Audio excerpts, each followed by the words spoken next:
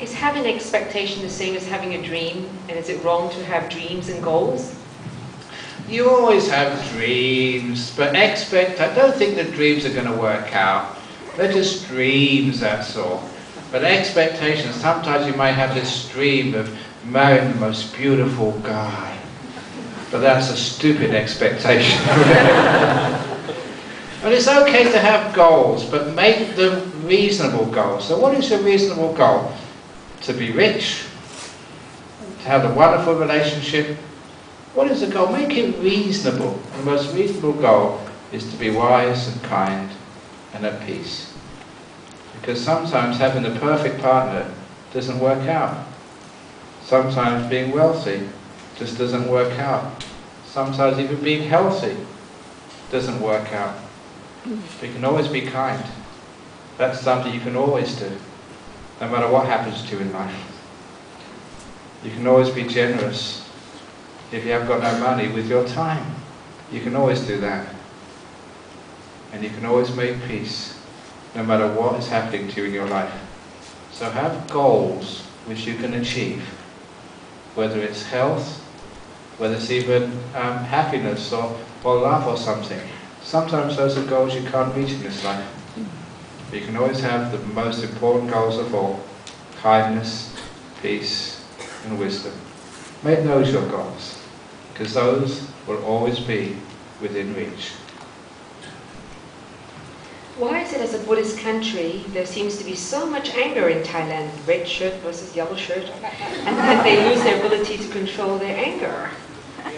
That's such a very good question, because sometimes the Buddhism is on the surface. They go to the temples and they sort of, sometimes, quite a few years since I've told this story, they take the 5 precepts, you have your hands up like this doing the 5 precepts. And there was one time I saw a person with 1 fingernail. And I asked, what the heck are you doing? And they said, today I'm only keeping 4 precepts. So it's an adultery day. And then I saw people with all their fingers down. Now there's a lot of very wonderful people in Thailand, but sometimes when you don't get to the heart of Buddhism, the meditation, the wisdom, the kindness, then sometimes there may be lots and lots of people say they're Buddhist. But how many are really Buddhist? How many people really do take those precepts and understand why to keep those precepts? And why we don't get angry? Why we're kind? Why we're forgiving? Really, that would be wonderful if we could have not red shirts and yellow shirts, but striped shirts, a stripe of red, stripe of yellow, and stripe of so we can have like togetherness. But sometimes that people get into positions and they're angry and they're upset. So that, with the politics, the only way you can get some solution is to have some sort of referee, some umpire, like in a soccer match when there's 2 sides. And sort of, sometimes people just don't ask for those referees. Really, it should be the job of, say, Sangha, of monks, to be referees. So, because we're not involved in politics. So what we can do is actually say, these are the principles, the ethical principles, which all political parties and all people following those parties have to follow. Truth, honesty, kindness, no corruption. That's basic principles. So that way, if there is like a third estate of like Sangha, monks and nuns, at least we can actually encourage sort of forgiveness, reconciliation, and just goodness, no corruption. That's something which we should be able to do. So really, we're asking religious leaders, whether it's Buddhists or Christians or Muslims, please put aside your differences and please actually take the high moral ground of ethics and show that as being leaders in society, to give good examples for other leaders, say in politics, military or whatever, to follow. Dear Ajahn, even though I want to lead a peaceful life, I can't pass a week without fighting with my family. My sis and mom are stubborn and I can never forgive them for what they have done to me.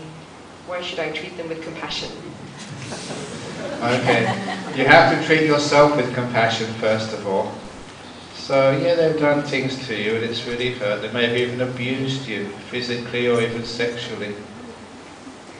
But if you carry on that hurt, then you're allowing them to hurt you again and again and again and again.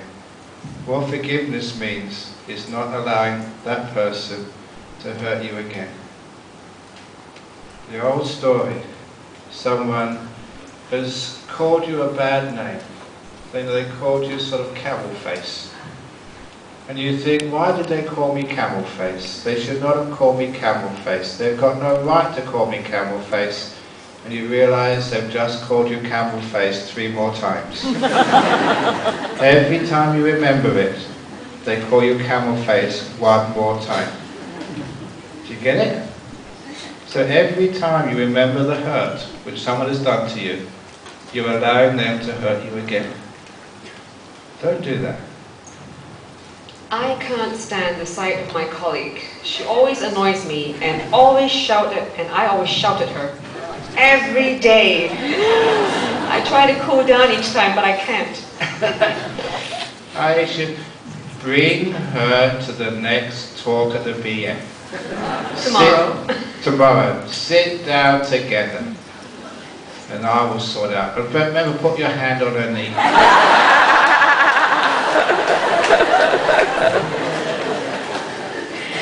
How do you deal with someone who's continuously taking advantage of your kindness? Give more kindness? Look, the BF has been taking advantage of my kindness for the last 9 years.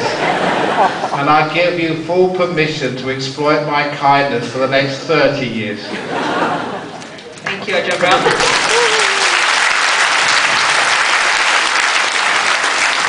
Just think you're very lucky to have people like that you can give kindness to.